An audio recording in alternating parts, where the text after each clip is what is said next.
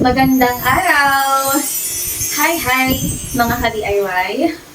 So, for today's video, ang gagawin naman natin ay face mask holder and eyeglasses holder. Ayan. So, 2-in-1 na siya. Actually, pwede pa nga siyang 3-in-1 kasi pwede mo siyang gawing necklace. Diba?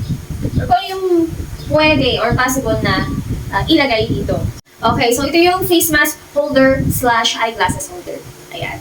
So, very helpful nito sa kagaya ko na mamshi na malilimutin. Minsan hindi ko alam kung saan ko naipatong yung eyeglasses o kaya pag kailangan natin ng magsuot ng face mask, lalo na pagka umaalis tayo. So, instead na nagpapatak or nag-worry tayo kung saan ba natin ilalagay, at least may ganitong holder na pwede tayong gamitin. Ayan. So, simulan na natin.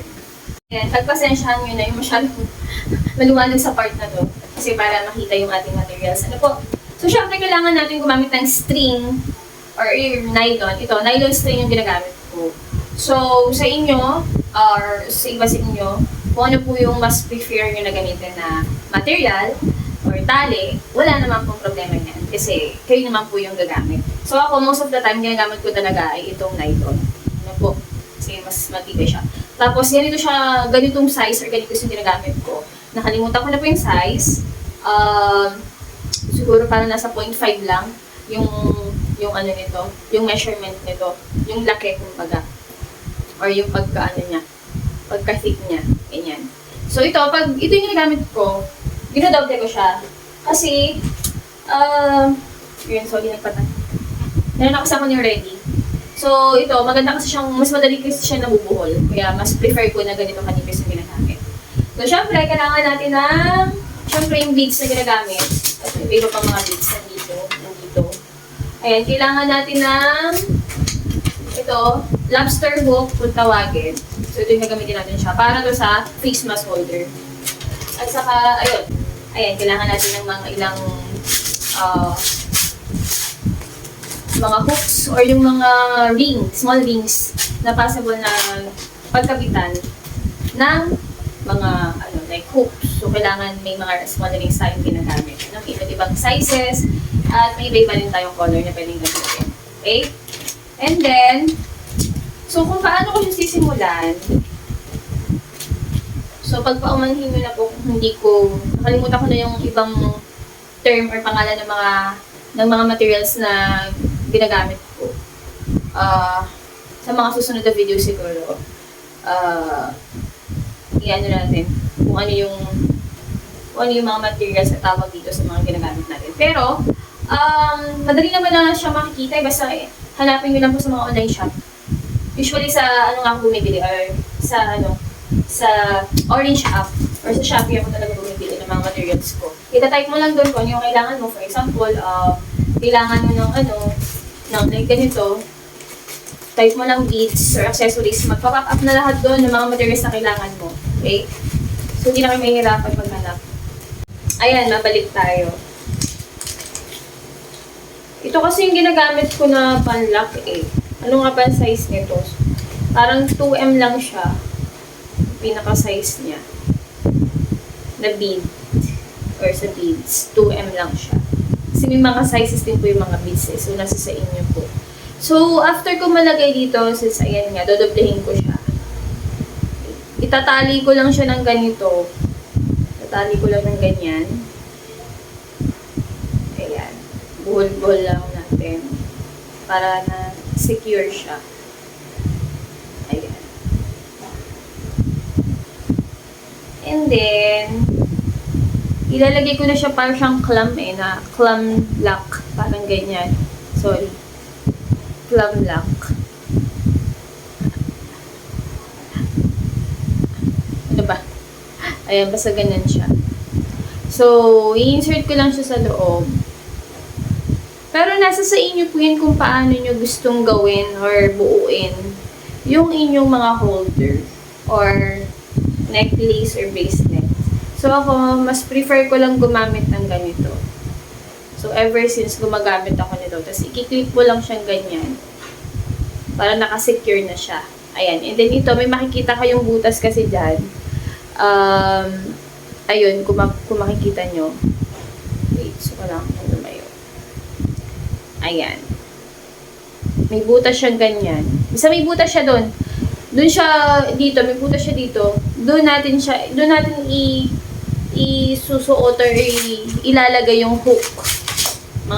Rings, sorry, yung mga rings like this, mga rings. Ganyan. Dito.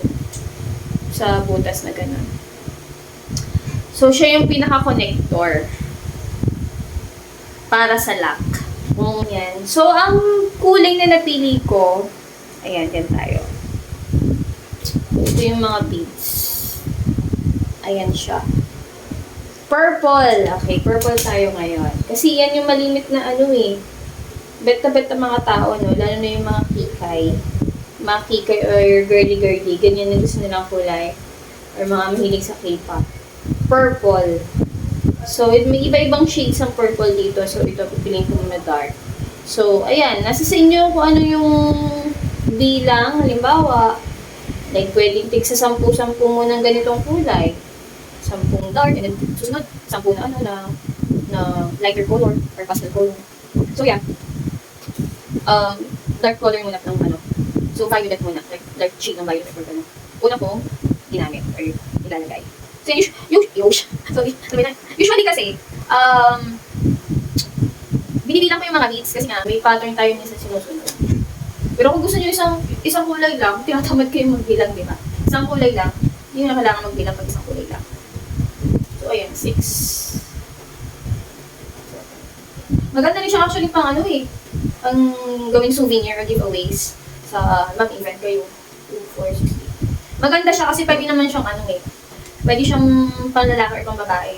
So, pag sa boys, usually mga dark colors or like blue, green, black, di ba? Brown. Pag sa girls naman, ayan, sa girls, actually kahit anong kulay naman pero mostly nga ganyan, pink, purple. So, pwede siyang gamitin na, or gawing souvenirs. Di ba? 2, 4, 6, 8. Para maiba naman. Meron kayong birthday party. At least yung inyong pag-giveaway or souvenir ay talaga mapapakinabangan, di ba? Magagamit talaga, lalo ngayon. Uso yung sakit. Saka, talaga.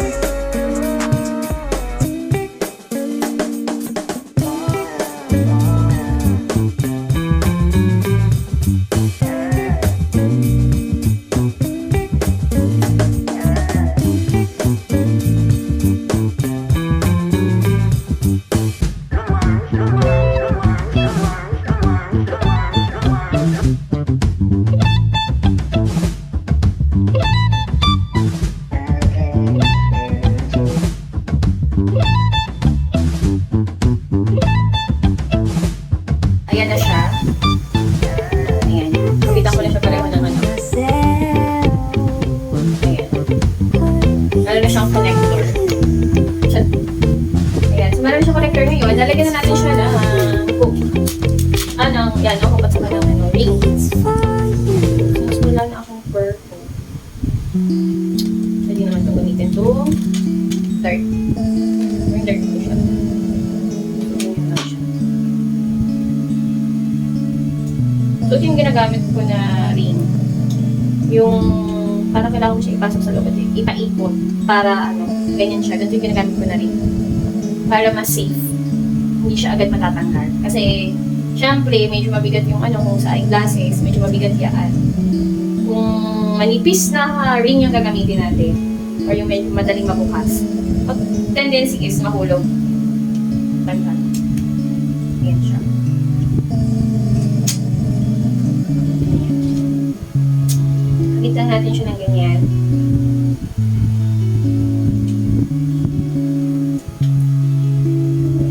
nakakapit.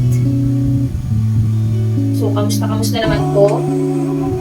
Again, kung mapapadaan man po ito sa feed ninyo, hihingi naman po ako ng favor sa inyo. Makikisubscribe naman po, isang pindot lang. Kasi po sa ngayon po, ang minamanifest ko, ang ginugol ko pa lang po 100 subscribers. Kasi alam naman po natin, napakahirap magkaroon ng subscribers dito sa YT or YouTube. So, hihingi po ako ng tulong sa inyo na ma-achieve naman ng aking mga pangarap. Vlogger yan. So, yan. Bakit po hindi? Kahit na hindi man halata na medyo mahihain tayo or introvert. Introvert tayo kung hindi po ako natatanong. So, nakakapag-vlog ako ng ganito kasi nga, mag-isa lang ako nag-record ngayon. Walang nanonood, walang audience. So, pagka ganyan, first yung nakaka-relate yung ibang introvert. So, kapag ganyan, nakakaya natin magsalita, di ba? Kasi camera lang naman yung kaharap natin. Pero once na na-upload natin, di ba? Pag pinapanood na natin yung sarili natin, tapos nakikita natin, may mga views na. Parang nahihiyan naman tayo. Di ba? Ano kaya yun? Nag-vlog pero mahihiyain. Pero napapag-aralan naman yan or natututunan naman yan. Na-overcome naman yan, kumbaga. So, kailangan nga natin na, sabi nga nila, minsan kailangan umalis sa comfort zone. Di ba? Whether mas ginawa natin na mas maaga or late bloomer na kagaya ko, okay lang yan. Kahit anong edad pa tayo magsimula sa pag-vlog, di ba? Kung sa puso natin or, di ba, nasa isip or nasa puso natin, ang gusto natin gawin, gusto natin subukan, di ba? Bakit hindi po, di ba? Puro di ba naman ngayon? Last time, puro so we're hindi na puro di ba? Minsan actually. Ayan, nalagyan ko na siya ng wings, both sides or end. Ilalagay na natin itong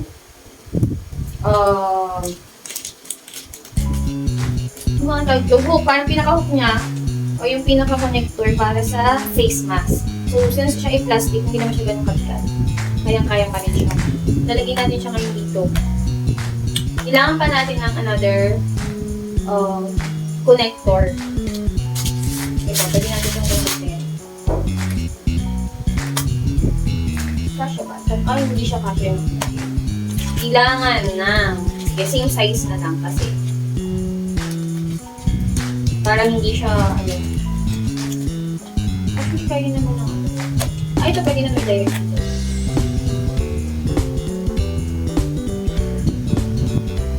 So, makakasila ko siya.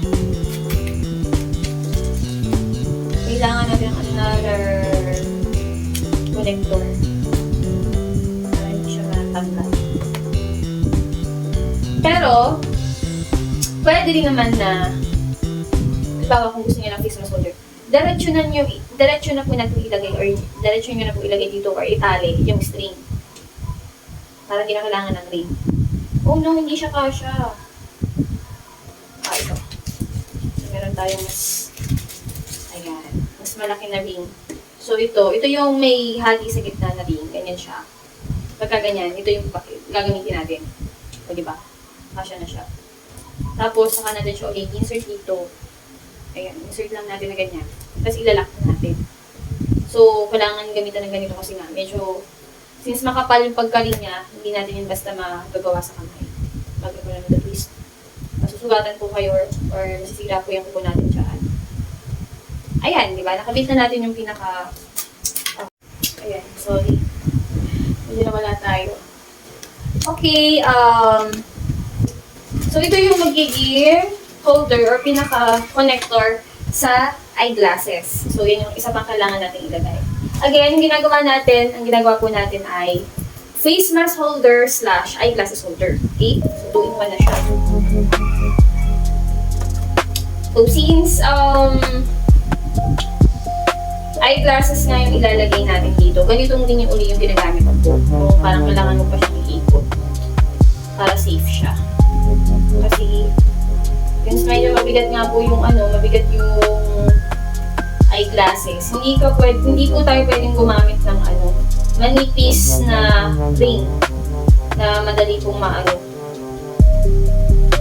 matanggal. So, ayan, nakaganyan na siya. And then, ilalagay lang po natin siya dito sa pwede dito sa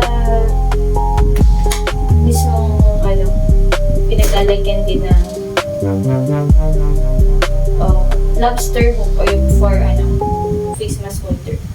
Since makapal naman yung ginamit natin, kaya siyang mahold. Ayan. Sasakulat lang natin, dinikit lang natin yan ganyan. Ganyan lang po siya. Ayan, same din sa isa. Okay. So, same ng isa, kuha pa tayo ng isa pang ring. Again, kung gusto nyo pong gumawa, mabibili po ito mga to sa online shop, meron naman. So, meron tayong mga shop na kompleto na, makikita nyo po sa store nila na naando na.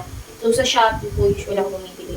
Pwede ba magbanggit ng mga brand or So, ayan po, sa online shop ako bumibili or nagpo-purchase po ng mga materials ko. Or sa Shein din, or sa isang black app. Kaya pag hihirapan tayong buksan siya, yung pinaka-ring, pwede naman natin gamitin itong parang, ano tawag dito? Parang long nose siya. So, kailangan natin ng mga materials sa ganito kasi pangkat ng pangkat ng mga wires, pang curl, pang open. Basta madaming purpose po nito. Malaking bagay siya. Ayan, ikakabit na natin siya sa kabilang side. And then, ayan, meron na tayong face mask holder / eyeglasses holder. So, kaya siyang, actually, kaya naman siyang gawin within 1 hour. Or mas maano pa. So, pag mas bihasa na kayo magawa, kaya yan nagawa. Wala pang 1 hour, kaya yan. So, itatry na natin siya. Lalagyan natin siya dito. Ayan. So, excuse ang haba ng buhok. Ayan, ganyan natin siya. So, paano natin siya ikakabit? Ayan. I-insert lang natin dito yung... Ayan. Insert lang po. Tagalin ko muna siya. Insert lang natin siya dito. Mga ka-DIY. So, tapos ilalak na natin siya ganyan. Bila naman, ganun din. Diba? So, lang natin dyan. Tapos kung paano yung sukat. Ayan, ganyan na siya. Ganyan na po siya. Ayan, ganyan. Diba? O, may konting siya. Konting, diba? Parang medyo hindi, parang accessories na rin. Ayan. Diba? So, meron ka ng eyeglasses holder or face mask holder / meron ka na rin accessory. So, pag kailangan natin siya ibaba, halimbawa nasa tayo meeting or ginagawa natin nasa labas, anong errands, kailangan gawin.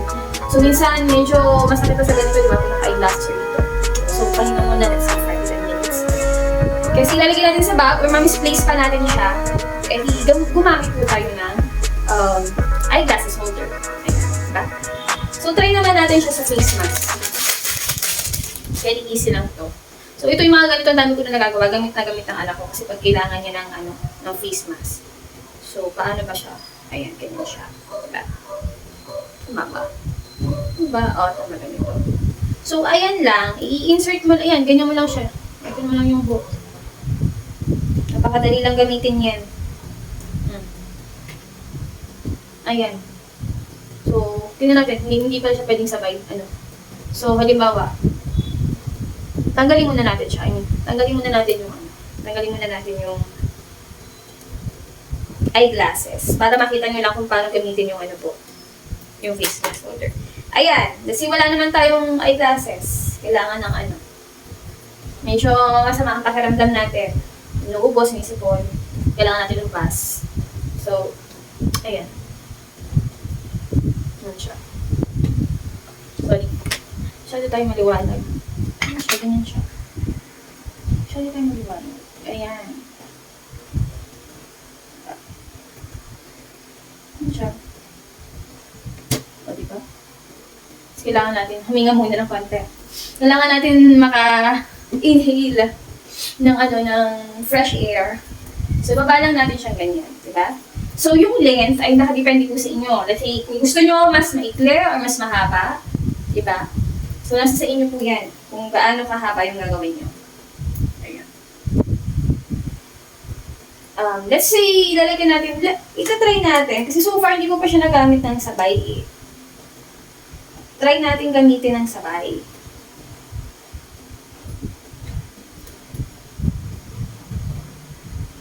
So, So, pwede naman yan. Possible din gamitin ng sabay as long as siguro hahabaan yung ano. Ayan. Pwede naman pala, sorry. So, ganyan lang oh. Pwede. So, pwede natin siyang gamitin ng sabay. Diba? Mga ka-DIY. Hi! Hi! Diba? So, kung ibababa natin siya pareho, o diba? Nasa safe place na sila. Kasi, ayan, hindi na sila mawawala or mamimisplace. Diba? Lagi na natin siya check ng ganyan. Yung pinaka-ano lang yung sa eyeglasses. Ayan na. Tara! Diba? Dagdag na rin siya accessories. Or accessory, diba? Yan, parang necklace na rin siya. So, nasa sa inyo yan kung anong color, kung gaano kahaba yung left na gagamitin nyo. Pwede rin naman pong eyeglasses holder lang. Or face mask holder lang, diba? So, malaking bagay siya, malaking tulong. Para hindi namin misplace yung ating mga yan, face mask and eyeglasses. Ayan. So, kung meron po kayong katanungan, nagsakala mo dami subscribers, no? Minamanifest ka po natin yan. So, anong malay natin, gusto ko na babalikan natin yung mga old videos natin na paganto-ganto lang. Diba? Tapos, yung mga panahon na yun, diba, malay mo, okay na tayo, successful na tayo. Malay mo, diba? Walang imposible. Wala namang bayad ang mangarap, diba? Para sa atin. Okay. So, ayan. So, sa mga susunod na videos, kung ano po kayo gusto i-suggest na gusto nyo magawa, mga DIY, ayan, mga puting-ting, na doable naman siya, diba? So, sabihin or comment down lang po. So, sa susunod, ano bang isa ko pang kailangan gawin? Or ano pa yung, sa mga susunod na araw, gagawa ko ng flowers, saka, ayun, talagang from the scratch. And then, gagawa ko ng flowers arrangement or bouquet. Ayan. So, para kapag meron kayong mga okasyon or event na isa-celebrate or may taong pagbibigyan, di ba? Instead na bumili, di ba? Pwede naman kayo nilang gumawa, di ba? So, mas mas makakatipid kayo, mas practical. Kailangan lang naman natin na aralin mga bagay-bagay. Ayan. So, see you again next time sa susunod na vlog natin. At sana i-supportahan niyo ako, di ba? So, kung nakita niyo po napanood yung video nito, please pakikilike naman and subscribe. See you later. See you next time again sa Hi DIY. Bye!